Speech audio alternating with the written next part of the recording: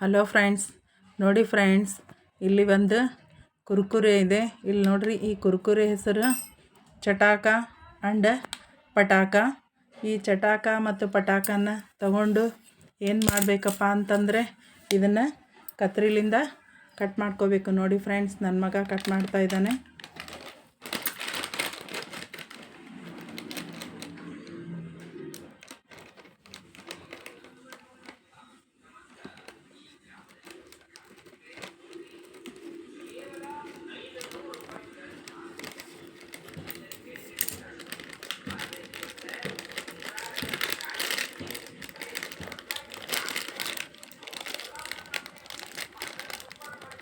ನೋಡಿ ಫ್ರೆಂಡ್ಸ್, ಇದನ್ನು ಈ ರೀತಿ ಕಟ್ ಮಾಡಿಬಿಟ್ಟು ಹೀಗೆ ಹಾಕ್ಕೋಬೇಕು.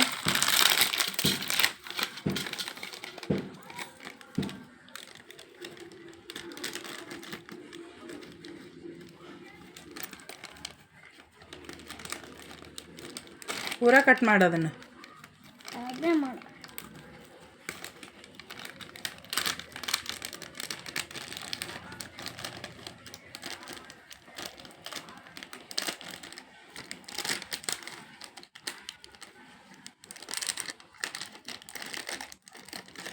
ನೋಡಿ ಫ್ರೆಂಡ್ಸ್, ಇದು ಅನ್ನ ಮತ್ತು ಸಾರು.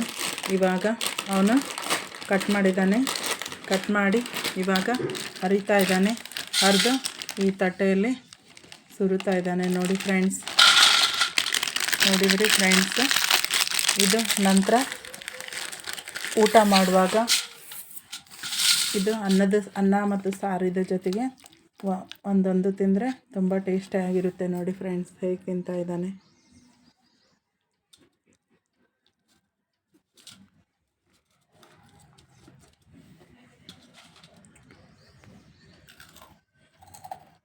ಹೇಗಿದೆ ಇದು ಕುರ್ಕುರೆ?